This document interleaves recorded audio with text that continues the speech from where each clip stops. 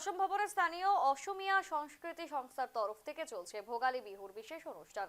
এই উপলক্ষে আয়োজন করা হয় রূপহী হাট নামে এক প্রদর্শনী।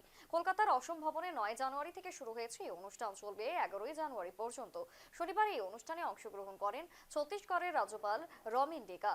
কলকাতার অসম ভবনে ভোগালী বিহুর বিশেষ অনুষ্ঠান চলছে রূপহী হাট নামে একটি প্রদর্শনীও। এখন তিনিটা প্ৰজন্ম যদি একেলগে থাকিব লাগে তেতিয়াহ'লে আমাৰ যিটো এথিকেল ভেলু আছে সেই ভেলুটো সেই পৰম্পৰাটো আমি ৰাখিব লাগিব। আজি ভোগালী বিহু আপোনাৰ মানুহ আপোনাক লগ লাগিছে, আমিও গৈছোঁ ঘৰত চবৰে লগত লগ লাগিম আহিম। এই যিটো বিমল আনন্দ দিয়ে সেই বিমল আনন্দ আপুনি আন মই এইখিনি কৈ মই মোৰ বাণী বিৱৰণ দিছোঁ।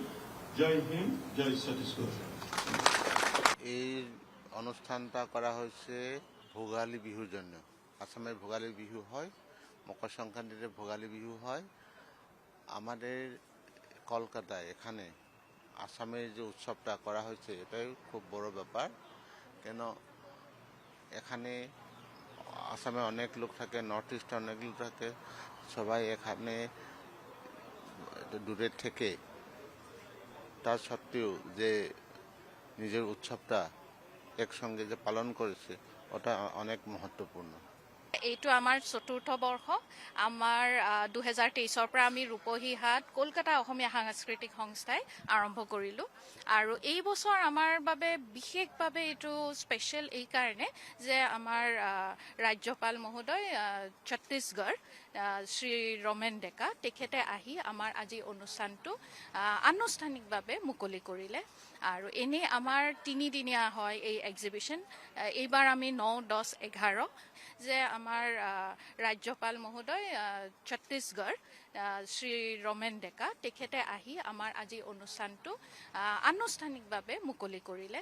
আৰু এনেই আমাৰ তিনিদিনীয়া হয় এই এক্সিবিশ্যন।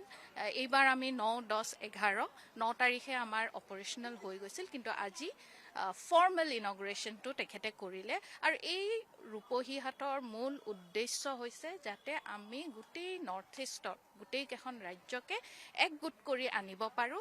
আৰু আমি মাঘ মাহৰ এই দিনকেইটা ঠিক মাঘ বিহুৰ আগে আগে এই কাৰণেই কৰোঁ যাতে আমাৰ ইয়াতে থকা অসমীয়াখিনি যিখিনি বিভিন্ন কাৰ্যৰ সূত্ৰে যাব নোৱাৰে ঘৰলৈ, তেওঁলোকলৈ যাতে আমি বিহুৰ দিনাখন তেওঁলোকৰ যাতে যিহেতু এইটো ভোগালী বিহু, তাতে পিঠা, চিৰা, জলপান, আমাৰ বৰা চাউল, এই গোটেইখিনি বস্তু যাতে তেওঁলোকে পায়, তেওঁলোকৰো যাতে বিহুখন ঘৰখনত যাব নোৱাৰিলেও যাতে ইয়াতেই ঘৰখনৰ গোটেই আনন্দখিনি পায়, সেইখিনিৰ বাবে আমি এইখন প্লেটফৰ্ম এখন দিওঁ।